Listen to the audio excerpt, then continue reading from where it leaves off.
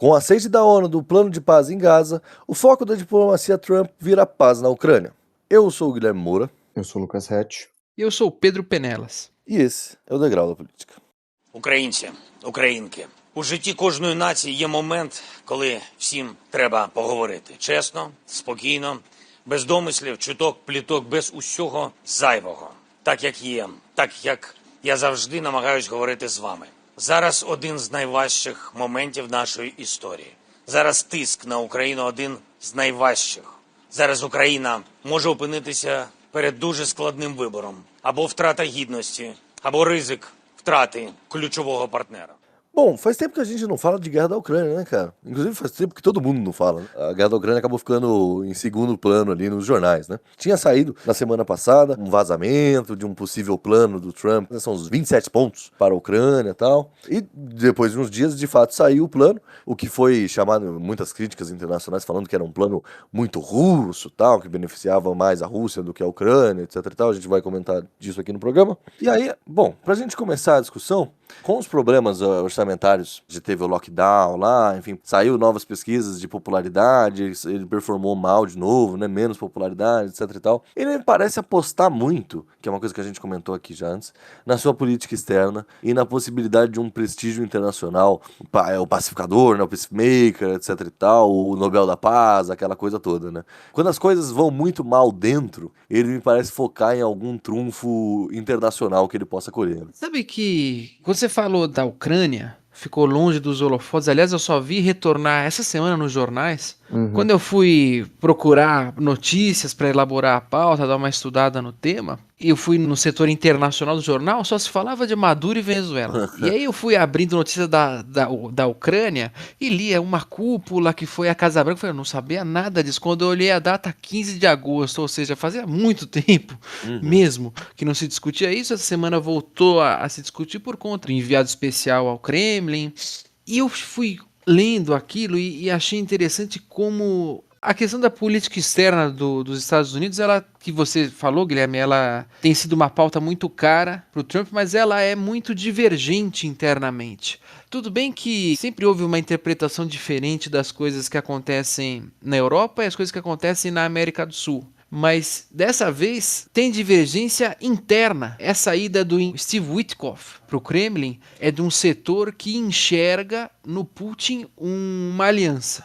Por outro lado, o Marco Rubio, ele é mais centralizador, ele é contra a aliança ao Putin, ele é um cara mais tradicionalista, ele tem negociado com, por exemplo, a Alemanha, com o pessoal da Europa, então tem uma divergência interna na própria diplomacia. Uma vez eu vi um documentário, quando começou a guerra da Ucrânia, mostrando como os Estados Unidos, e sobretudo o governo Obama, já no governo Bush, na verdade, mas o governo Obama vai intensificar por causa da crise na Geórgia, né? Mas foram isolando o governo russo, que inicialmente, no começo do governo Putin, o Putin até tentou fazer alguns movimentos, até inclusive cogitar entrar na OTAN, a própria Rússia entrar na OTAN e tornar a Rússia ali um país do Ocidente, vamos falar assim.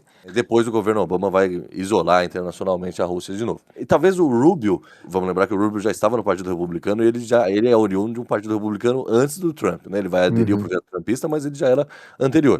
E talvez justamente por ser já de uma figura anterior, ainda que hoje ele seja um trumpista, ele vai estar mais ligado a um entendimento antes das ideias trumpistas de fato entrarem, né? Até porque essa crítica que foi feita de que o acordo ele é muito russo, sim, tudo bem, a Rússia com certeza está se favorecendo mais do que a Ucrânia, sim. Era claro que a balança no final ia ficar mais pró-Rússia, e isso atende muito mais um entendimento do Trump de ver o mundo como esferas de influência, tal, do que necessariamente, como sou amigo da Rússia, sabe? Então sim, nessa disputa, que tudo bem, a Rússia pode estar errada, mas ela vai ter preferência sim, e ela vai ter vantagem sim, em cima da Ucrânia. E nesse sentido, o Trump também deve olhar, olha, você vai estar cedendo território por um grande investimento bilionário dos Estados Unidos e da Europa, você poder entrar depois na União Europeia, etc e tal. Eu imagino que dentro da cabeça do Trump, a Ucrânia está se favorecendo muito mais do que simplesmente manter territórios das quais ela não controla de fato, né, com plenitude. Eu acho que o acordo tem possibilidade de viabilidade, primeiro por a questão de Gaza ter chegado a algum entendimento, a gente vai ver se ela vai manter esse entendimento com o passar dos meses, mas também isso, pouco noticiário que cobre a guerra ainda mostra esses avanços, mesmo que tímidos da Rússia, né? A Rússia tem melhorado suas posições aí ao longo dos anos na guerra, e eu acho que existe uma possibilidade das forças ucranianas serem exauridas, e aí uma vitória mais decisiva da Rússia se aproximaria. E eu acho que pela própria crise interna na Ucrânia, né? O Zelensky tem enfrentado, inclusive vocês dois trouxeram isso como um ponto de questionamento que o Trump faz ao Zelensky na Casa Branca, naquele encontro do Zelensky não ter convocado novas eleições, né, para a presidência da Ucrânia, e agora tem um escândalo de corrupção que envolve um dos seus principais ministros, o que enfraquece suas posições internas, né? E eu li hoje numa matéria de Estadão a dificuldade muito grande que a Ucrânia tem de reagrupar jovens que estejam dispostos a ir para o front, né? Cada vez mais difícil você conseguir pessoas dispostas a se unir por essa causa patriótica. Em 2022, 2023 existia essa ideia de se unir em torno de um país que está sofrendo uma agressão externa. Mas com o passar dos anos é natural que as forças russas consigam se impor e que a Rússia consiga lutar essa guerra por uma década, se precisar ser lutada, coisa que a Ucrânia não tem condição de material de fazer. E aí, claro, esse desejo do Trump por acordos pode levar com que o apoio que já é muito mais exíguo na administração Trump e do Biden vá cessando cada vez mais, e aí a Europa talvez não consiga manter a Ucrânia viva nessa guerra o tempo inteiro. E parando para pensar do ponto de vista da posição europeia, claro que a Europa sempre vai formalmente defender a Ucrânia e tentar costurar um acordo que seja mais vantajoso. A gente até viu uma nova versão desse acordo que contemplaria um pouco mais os desígnios e os desejos ucranianos. Mas eu imagino que pela simpatia que alguns partidos têm em relação à Rússia, até por essa aliança internacional um pouco mais expandida, essa nova direita contemporânea, direita radical, ultra-radical, nas definições do Casmuri, e pela própria dependência do gás russo, muitos países europeus também já estão querendo que o conflito se encerre e que eles possam, pelo menos, normalizar dentro do possível as relações com a Rússia para um comércio tão substancial para alguns países europeus. A gente aqui chegou a falar sobre isso era um jargão aí que muita gente tem falado e é verdadeiro. O principal inimigo da Ucrânia na guerra é o tempo, né?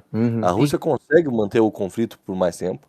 Tudo bem que um ano, ou faz 2 anos já, quando teve o levante do grupo Wagner, e aí começou um murmurinho de manifestações, parecia que o regime de Moscou estava desestabilizado, e a guerra era o principal motivo disso, saíam vídeos lá deles recrutando gente em prisões. Então, há uns 2 anos atrás, talvez a Rússia estivesse ruim, e isso talvez tenha sido uma grande esperança para a Ucrânia, para a Europa, etc e tal, de que a Rússia, na realidade, é que não conseguiria sustentar a guerra. Hoje, as coisas são o contrário, né? A Rússia conseguiu acabar com o grupo Wagner, qualquer levante, enfim. A gente sabe que teve alguns expurgos. Inclusive, mês passado aí morreu mais um ministro ali que caiu da janela, enfim, sei lá. O governo de Moscou, o governo Putin, conseguiu estabilizar qualquer desgaste que a guerra tenha causado e consegue manter ali um avanço militar ok, enquanto o governo ucraniano, como se disse, o Zelensky tem ficado cada vez mais impopular, cada vez mais, assim, se demora para encerrar esse conflito, se demora para terminar o governo Zelensky. Tudo isso vai pesando, né? Tava lendo o artigo do The Economist, e é isso. Eles começam dizendo: uma semana é muito tempo na Ucrânia.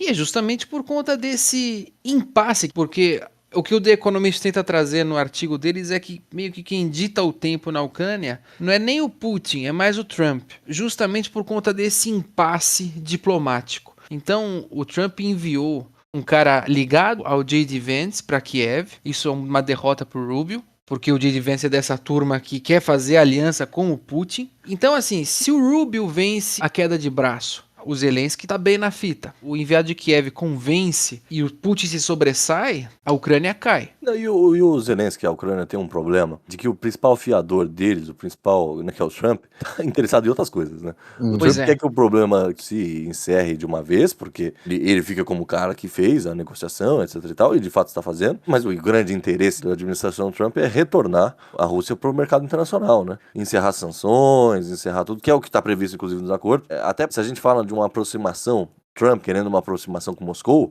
é na realidade para um afastamento de Moscou de Pequim, né? Ficar mais próximo de Washington. É interessante a gente ver a política do Trump, ela tem sido muito mais popular ou muito mais fácil para ele aqui, né, na América Latina. É muito mais fácil você dizer que vai atacar o Maduro. Ele não tem custo eleitoral nenhum aqui.